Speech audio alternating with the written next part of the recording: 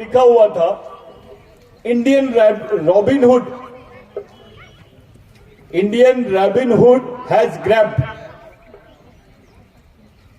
इसका मतलब होता है कि जो भारत का रॉबिन हुड है उसको पकड़ा गया है।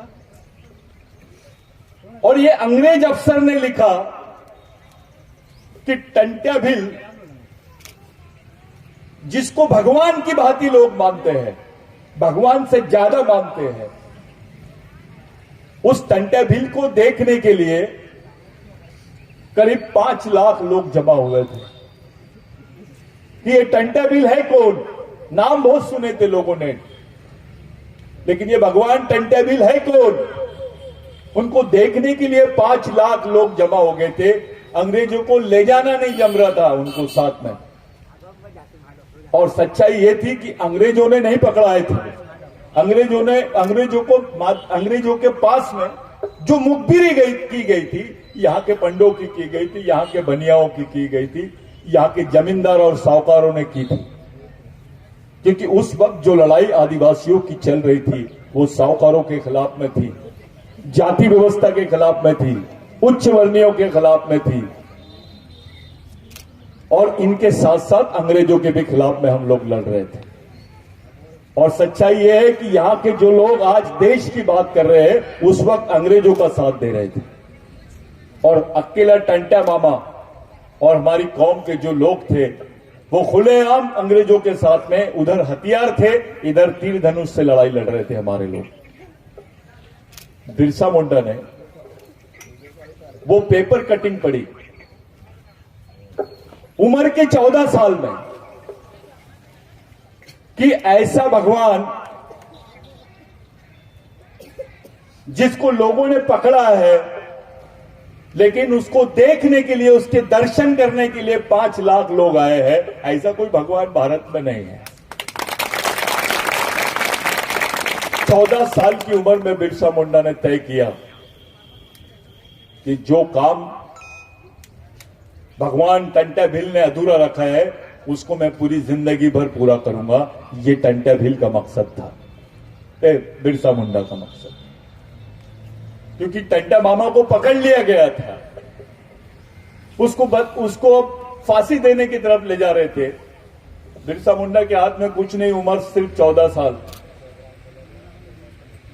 लेकिन टंट्या मामा की जब उसने पेपर में खबर पढ़ा, उस खबर से बिरसा मुंडा के दिलो दिमाग में एक बहुत बड़ी इच्छा जागृत हुई, प्रेरणा मिली कि जो काम अधूरा छोड़ के गया है भगवान ने, वो काम मैं पूरा करूंगा।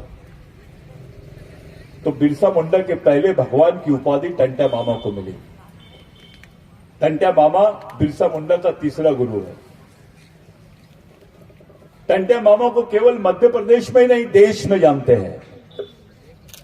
टंट्या मामा से बाबूराव शर्मा के जो बहुत बड़े क्रांतिकारी थे चंद्रपुर के, वो जुड़े हुए थे। शायद तुमको मालूम नहीं, हमारी मां बहनों को तब ब्लाउज नहीं पहनने देते थे। हमारी मां बहनों को ब्लाउज पहनने के एवज में ये लोग हमसे टैक्स लेते थे। ये हमको क्रिमिनल टाइप बोलते थे। कोई भील को मार दिए तो किसी को सजा नहीं होती थी। ये कानून हमारे खिलाफ में था। हम लोगों को गुनहगार बोलते थे, डकैत बोलते थे। ऐसा कानून भारत में किसी समाज के खिलाफ में नहीं बना जो आदिवासियों के खिलाफ में बना। ये इसलिए बना क्योंकि हम खुलेआम अपनी आजादी के लिए लड़ रहे थे, अपने जल जमीन जंगल की आजादी के लिए लड़ रहे थे, उसके अधिकारों के लिए लड़ रहे थे। बिरसा मुंडा का जो आंदोलन था वही आंदोलन टंट्या मामा का था। कुछ लोगों को मालूम ही नहीं कनेक्शन उनका क्या है, बिरसा मुंडा कौन है, टंट्या मामा कौन है। इस देश में इतने दिन 14 साल तक के हथियारबंद लड़ाई, यानी हथियारों से अंग्रेज भी लड़ रहे थे और हथियारों से टंट्या मामा भी उनके खिलाफ में लड़ रहे थे। 14 साल तक की ये लड़ाई लड़ना बोलने से मामूली बात नहीं है, ये बहुत बड़ी बात है। 14 साल तक के टंट्या मामा लड़ते रहा और ये खबर पूरे देश नहीं तो विश्व में बहुत सारे देशों को पता चल गई। जो उस वक्त पेपर निकलता था ब्रिटिश टाइम्स, वो ब्रिटिश टाइम्स भारत के सभी राज्यों में जाता था और वो अखबार ब्रिटेन में भी छपता था। वहां के लोग, ब्रिटेन के लोग टंट्या मामा को बोलते थे he is just like a god, he is a Robin Hood. Bharat में किसी क्रांतिकारी को रॉबिनहुड नहीं बोले। रॉबिनहुड का मतलब होता है लोगों का देवता, मजबूरों का देवता, जिन पर अन्याय हुआ, गरीबों का देवता। ऐसा भारत में किसी क्रांतिकारी को नहीं बोला गया जो टंट्या मामा को बोला गया। साथियों, ये देश हमारा है। इस देश का पहला मालिक आदिवासी है। इस देश में जहां जहां आदिवासी है वहां पर उनकी जमीनें हैं और हमारा आदमी शुरू से अपनी जल जमीन जंगल के लिए लड़ते रहा है। आपके पास जो भी जमीनें दिख रही ना, आज जितने आदिवासियों के पास में जमीनें हैं, ये टंट्या मामा की देन है, ये बिरसा मुंडा की देन है। अगर बिरसा मुंडा के समय 1 लाख से ज्यादा लोग मारे गए उसके आंदोलन में, जिसकी गिनती नहीं करी सरकार ने, कितने मरे ये रिकॉर्ड में आदिवासियों के बारे में लिखा नहीं जाता था, क्योंकि हमको इन लोगों ने क्रिमिनल ट्राइब बोल दिए थे, हमको स्वतंत्र सेनानी नहीं बोलते थे, हमको गुनहगार जमात बोलते थे। नौकरियों का तुमको कोई अधिकार नहीं था, पढ़ने का अधिकार नहीं था, किसी शहर में जाके रहने का अधिकार नहीं था। हमारे लोगों को ये लोग शहर से भगाते थे। कोई आदिवासी अगर शहर में दिख गया, कोई भील आदिवासी शहर में दिख गया तो उसको मारने का ऑर्डर था। भील, बारेला, बरात, बिलाला, ये जितने लोग थे ये मरते थे उस वक्त। उनके मारने के बाद में कोई एफआईआर नहीं होती थी। ये हमारी एक कौम थी ऐसी, हमारे खिलाफ में इतना बड़ा षड्यंत्र चलता था इस देश में। ऐसा कानून किसी समाज के खिलाफ में नहीं बना जो आदिवासियों के खिलाफ में बना। वो कानून के खिलाफ में टंट्या मामा ने लड़ा, बिरसा मुंडा ने लड़ा। कोई मामूली बात नहीं थी। टंट्या मामा का नाम लेकर हम लोग उसको अगर अगरबत्ती लगा दिए, हार चढ़ा दिए, टंट्या मामा को समझना पड़ेगा कि टंट्या मामा कौन सी चीज है। हमारे समाज के लिए, आदिवासियों के लिए भगवान से बड़े नाम है ये।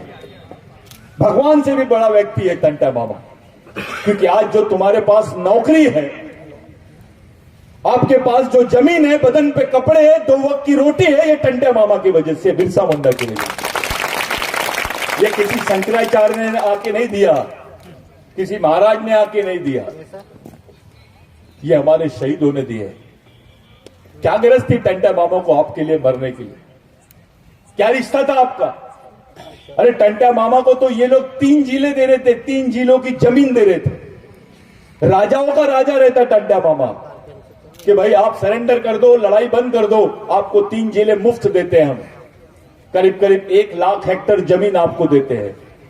इनाम अलग चीज थी, लेकिन सेटलमेंट में जब बात किए थे, होलकर जो साम्राज्य था यहां पर, होलकर राज्य था, उनके मार्फत इन्होंने बात की थी। 3 जिले मिल रहे थे टंट्या मामा को, नहीं लिया। मेरा समाज सबसे बड़ी चीज है मेरे लिए। मैं ये जमीन के टुकड़ों को नहीं, मुझे 3 एकड़ जमीन नहीं, मेरे समाज के हर आदमी को 3 एकड़ जमीन मिल जाएगी, उसके जिंदा रहने का सोर्स बन जाएगा, उसके जिंदा रहने का साधन बन जाएगा, तो मेरे को लगेगा कि मैंने अपने समाज के लिए कुछ किया। आज तो सग्गा भाई सग्गे भाई को जमीन नहीं देता है। जोहार दादा। सग्गा भाई तुम्हारा, अगर वो अपनी जमीन में से जमीन देने की बात आई, घर में से घर देने की बात आई, तो पीछे हट जाता है। वो काम टंट्या मामा ने किया है। ये मामूली नाम नहीं है, ये हमारे समाज के लिए भगवान से बड़ा नाम है।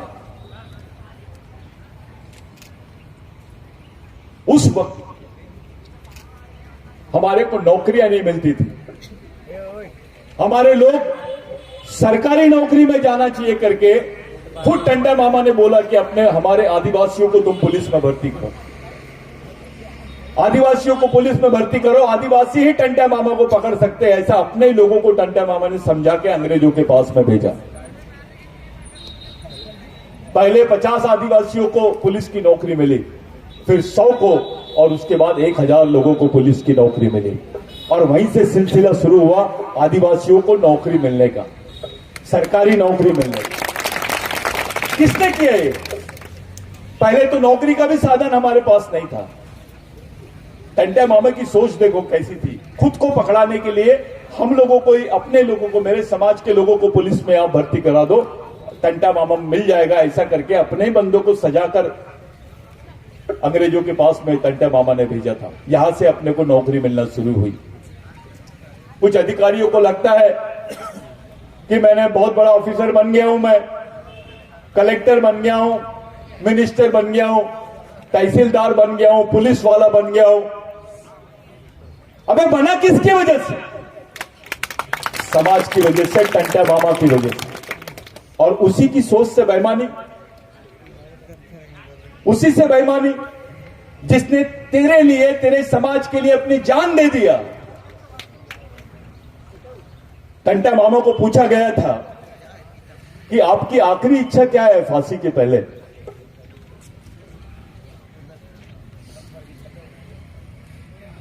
उनको पूछा गया कि तुम्हारी आखिरी इच्छा क्या है? तो टंटा मामा की बहन थी, टंटा मामा के घर के लोग थे, लेकिन टंटा मामा ने उनको देखा नहीं और एक बात बोला, मेरे को आखिरी बार मेरे समाज के दर्शन करा दो, जो मेरे लिए आए, मेरे समाज के लोग, जिनके लिए मैं जिंदा था, जिनके लिए अभी मरने जा रहा हूं। कौन करता है ऐसा? कौन सोचता है ऐसी बात? यहां तो गांडुओं की फौज बन रही है। टंटा मामा की सोच पर काम करने वाले लोगों को समझ नहीं रहा है कि भैया टंटा मामा क्या है। अब जिसने अपने परिवार को देखा नहीं, केवल समाज को देखा, वो आदमी क्या होगा थोड़ा सोचो। उसने बिलाला नहीं बोला, उसने भीड़ नहीं बोला, उसने बारेला नहीं बोला, उसने कोई दरबार नहीं बोला, उसने पूरा समाज बोला, मेरा समाज को देखना चाहता हूं। टंटा मामा की नजर में तो पूरे आदिवासी एक जैसे थे, क्योंकि वो एक ही वंश के लोग हैं, एक ही खून के लोग हैं, एक ही संस्कृति के लोग हैं। टंटा मामा का कहना था कि संस्कृति एक है, वंश एक है, खून एक है, तो समाज भी एक होना चाहिए। और अगर समाज एक है तो लड़ाई भी एक होना चाहिए। ये बात टंटा मामा की थी। हमारे लोगों के लिए जब हमारी पूरी जमीनें ये लोग अंगूठे से छीनते थे, आदिवासी पढ़े लिखे नहीं थे, किसी भी कागज पे उनका अंगूठा ले लेते थे, मुट्ठी भर नमक के लिए भी आदिवासियों की जमीन छीनी जाती थी। उस वक्त एक बाल्टी पानी के लिए भी आदिवासियों की जमीन छीन लेते थे। इस लड़ाई को पूरा किया बिरसा मुंडा ने। 1 लाख लोग मारे गए, तब जाके ब्रिटिश गवर्नमेंट यहां पर मजबूर हो गई आदिवासियों के लिए कानून बनाने। ब्रिटेन में एक कानून बना जिसको लैंड एक्विजिशन एक्ट बोलते हैं, जिसको भूमि संपादन अधिनियम बोलते हैं। वो कानून में लिखा गया है कि आदिवासी की जमीन गैर आदिवासी आदमी नहीं लेगा, और गैर आदिवासी तो क्या, सरकार भी नहीं लेगी। अगर वो कानून नहीं रहता तो आपके पास जमीन का टुकड़ा भी नहीं रहता। आज आप जंगलों में रहते जैसे अपने बाकी भाई लोग भी रह रहे हैं। हमारे साथ क्या हुआ है, हमारे लोगों के साथ क्या हुआ है, इसको जो आदमी भूल जाएगा वो समाज को समझ नहीं सकता। आज जो बैठे हैं ना आप, ऐसा पहले बैठ नहीं सकते थे। जैसे आदिवासी बैठा, पुलिस आती थी, आदिवासियों को उठा के लेके जाती थी, क्योंकि आपको क्रिमिनल ट्राइब बोलते थे। किसी गांव में चोरी हुई तो ये लोग भील को पकड़ते थे, बिलाला को पकड़ते थे, बाराला को पकड़ते। कहीं कुछ दंगा हुआ, डकैती हुई तो ये लोग हमारे लोगों को पकड़ते थे। बिगर बोले छोटे छोटे बच्चों को भी जेल में डाल देते थे, यानी पैदाइशी गुनाहगार हो गए थे हम, जिसको बॉर्न क्रिमिनल बोलते हैं। ये हमारे खिलाफ में हुआ है, किसी कौम के खिलाफ में नहीं हुआ है। इस देश में लड़ाई शुरू से आदिवासियों के खिलाफ में लड़ी गई। अब तो सरकार बोल रही है इस देश में आदिवासी रहता ही नहीं, देश में आदिवासी रहता ही नहीं, सरकार बोल रही है। ये लोग इसलिए बोल रहे हैं क्योंकि इनको ये देश अपने नाम पे करना है। इस देश को ये लोग अपने मर्जी का, अपने धर्म का राष्ट्र बनाना चाहते हैं। अपने धर्म का राष्ट्र बनाना चाहते हैं, यानी आदिवासी के बिगड़ देश, आदिवासी मुक्त भारत यानी हिंदू भारत। ये बिगड़ आदिवासियों के, आदिवासी अगर रहेगा तब तक के 7/12 में इस देश के आदिवासियों का नाम रहेगा, लेकिन अगर आदिवासी खत्म हो जाएगा तभी ये देश दूसरे के नाम पे हो सकता है। इसलिए ये लोग जानबूझ के बोल रहे हैं कि इस देश में आदिवासी नहीं रहता है। अभी सरकार का कार्यक्रम चल रहा है जनजाति गौरव, जनजाति गौरव। अबे आदिवासी गौरव क्यों नहीं? हमको ये वनवासी बोल रहे हैं, जनजाति बोल रहे हैं, कोई आदिम बोल रहा है, आदिवासी तो बोल। आदिवासी बोलेगा तो उसको मालूम है ये अपना अधिकार ठोक देगा। इस देश का राष्ट्रपति, इस देश का प्रधानमंत्री जब बोलेगा कि मैं इस देश का प्रधानमंत्री हूं, और उसके सामने एक नंगा भूखा आदिवासी खड़े हो जाएगा और बोलेगा मैं इस देश का मालिक हूं, मेरा नाम आदिवासी है, तब समझ में आएगा। क्योंकि जैसे ही आप अपने आप को आदिवासी बोलते हो, आप इस देश के मालिक बन जाते हैं। आपको नागरिक बनाने की कोशिश चल रही है,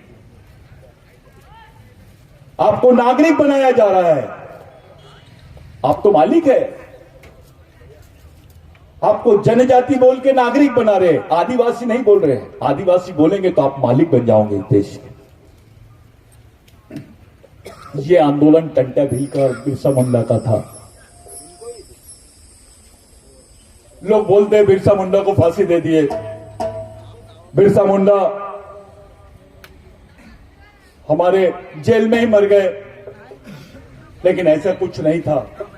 जो उनकी एफआईआर और मेडिकल रिपोर्ट सामने आई थी उस पे से ऐसा लग रहा था कि उनकी चमड़ी निकाली गई, उनको रात भर तकलीफ दी गई। एक आदमी को चींटी काटती है तो कितना दर्द लगता है, चींटी काटी तो कितना दर्द लगता है, लेकिन बिरसा मुंडा को तो रात भर उसकी चमड़ी निकाल रहे थे और उसको बोल रहे थे कि लिख के दे दे तो इस देश का आदिवासी नहीं है। मर गया बिरसा मुंडा, लेकिन एक ही बात उनकी जुबान पे थी, मैं आदिवासी था, आदिवासी हूं और आदिवासी ही रहूंगा। कौन है ऐसे? ऐसे दिखते हैं क्या हमारे? ऐसे कोई है? हमारे नेता तो बात भी नहीं करते, खुल के बोलते भी नहीं, भाई मेरे को आदिवासी बोल। वो तो फांसी के तख्ते पे बोल रहे थे कि हम आदिवासी थे, आदिवासी है और आदिवासी रहेंगे। हमारे लोगों को कोई भी नाम से पुकारा जा रहा, हम चुपचाप है। अरे भाई, हमको आदिवासी बोलने से तुमको क्या तकलीफ है? क्यों आपको आप लोग हमको आदिवासी नहीं बोलना चाहते हैं? क्योंकि इनको मालूम है अगर इनको आदिवासी बोल दिए तो ये देश के मालिक बन जाएंगे, और अगर इनको आदिवासी बोल दिए तो जो इन्होंने 93 में भारत सरकार ने 1993 में संयुक्त राष्ट्र संघ में जो लिख के भेजा कि भारत में आदिवासी नहीं रहते हैं, और इतना ही नहीं, ये लिख के भी भेजा कि जो भील वंश के लोग हैं ये आर्यों की भाषा बोलते हैं, इसलिए ये भी आदिवासी नहीं है। भीलों को आदिवासी की लिस्ट से बाहर करने का षड्यंत्र चल रहा है। तुम आदिवासी हो करके आरक्षण है, तुम आदिवासी हो करके जमीन है, तुम आदिवासी हो करके पेट में रोटी है। जिस दिन तुम आदिवासी नहीं रहोगे तुम्हारे पास कुछ नहीं रहेगा। आज समय आ गया है अपना सामाजिक कर्ज चुकाने का। अपने शहीदों ने हमारे लिए क्या किया वो दिमाग में लेकर आप समाज के लिए क्या करना चाहते हो उस बात के लिए सामने आने का। कोई बचाएगा नहीं आपको, कोई नेता नहीं बचाएगा, कोई पार्टी नहीं बचाएगी। बचाएगी तो हमारे शहीदों के विचार ही बचाएगी।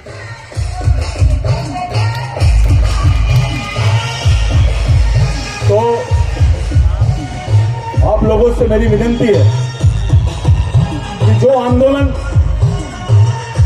अभी चल रहा है उस आंदोलन को समझने की कोशिश करो। उस आंदोलन की तरफ आराम से सोच समझ के देखिए कि हम चाहते क्या है, अपना आंदोलन किधर जाना चाहिए। आज हमारे सामने हमारी पहचान का सवाल खड़ा हो गया है। हमारी आने वाली पीढ़ी कैसे जिंदा रहेंगी, वो सवाल हमारे सामने खड़ा हो गया है।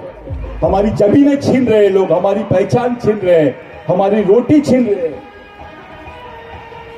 इतना बड़ा षड्यंत्र आदिवासियों के साथ में चल रहा है। साथियों, ऐसे समय बाकी सब चीजों पे तो आप सोचते रहो, नाचते रहो, गाते रहो, मैं कुछ नहीं बोलूंगा, लेकिन लड़ाई के बारे में सोचना शुरू करो। अपनी सामाजिक एकता के बारे में सोचना शुरू करो, सामाजिक संगठन के बारे में सोचना शुरू करो।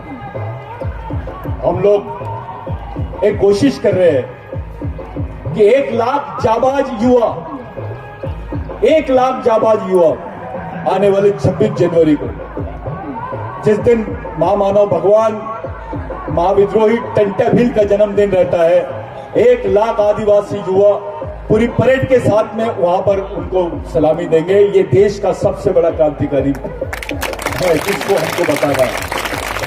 गांधी जी को ये लोग राष्ट्रपिता बोलते हैं, ये तो देश का आजा है, देश का बाप है।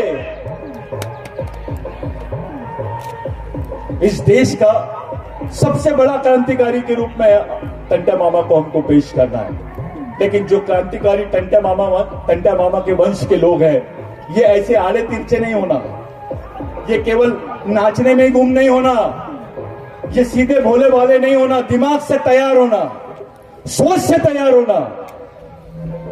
नहीं तो बोलेंगे यार ये तो टंटा मामा की औलाद है, साले चिल्लर है। इनका दिमाग एक जगह आ जाना चाहिए, देश पूरा अपने तरफ देखना चाहिए। और टंटा मामा का नाम केवल भारत में ही नहीं तो भारत के बाहर अलग विदेशों में भी जाना चाहिए। उसके लिए काम करो।